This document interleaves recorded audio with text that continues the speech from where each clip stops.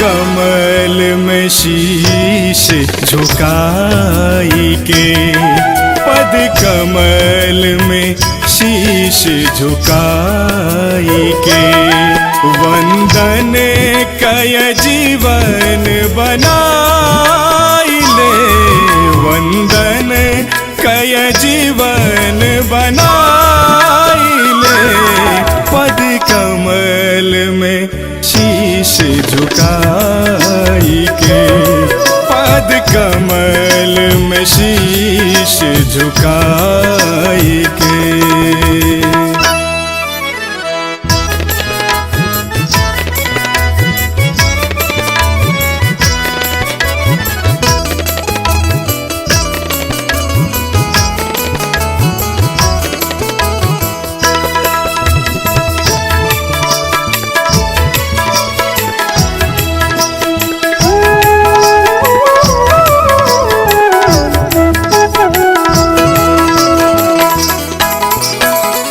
धन धन भाग्य माँ अयली अंगना, धन धन भाग्य,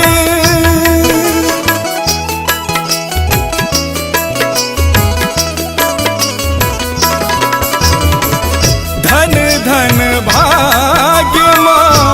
अयली अंगना, धन धन भाग्य माँ अयली कर जोरी अपन सुख पाइले, पद कमल में शीश झुकाइले, पद कमल में शीश झुकाइले, वंदन कय जीवन बनाइले, वंदन कर जीवन बनाइले, पद कमल में शीश झुकाइले, पद कमल में शीश झुकाइले।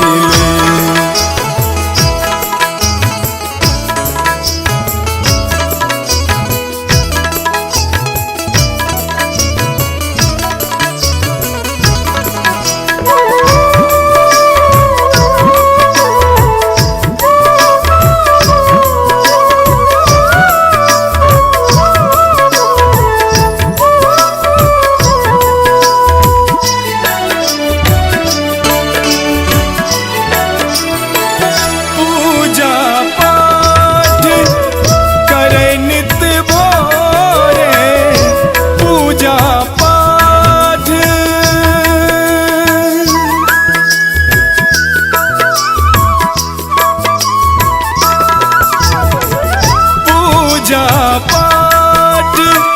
करे नित भोरे, पूजा पाठ करे नित भोरे, संग गीत भजन किछ गाविले, पद कमल में शीश झुकाइले, पद कमल में शीश